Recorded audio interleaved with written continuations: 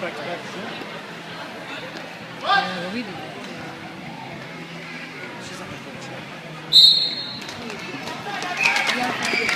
They all show up.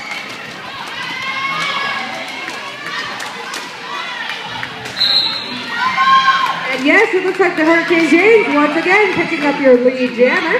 That is Miss Fat Booty, number 39 for the Atlantic Coast Roller Girls. Oh man, track punt, unfortunately against Little Mo, making a power jam in favor of the Hurricane Janes.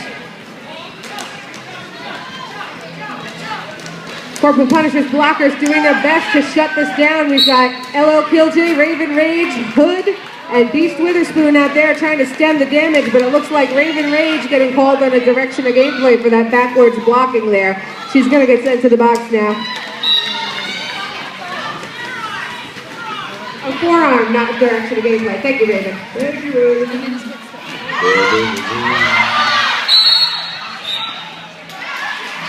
Oh, and again, how the tides have turned. Track punt major against her on that one. Switching the power jam now from the Hurricane Janes back to the Corporal Punishers. Wait for it. Wait for it. Miss Bad Booty taking her time. And here comes Little Mo Peep, released from the box for the Corporal Punishers. And immediately getting hooked on a vicious four-wall there, stuck to the outside.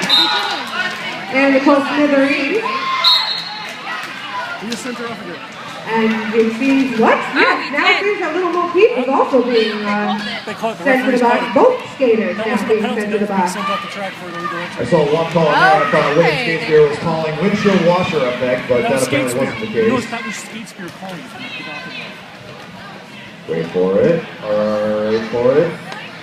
Yeah, they gotta release her. Okay, so we're just gonna hang out here, drop some golf balls, have a good time. This is an obscure part of the rules here, Doug.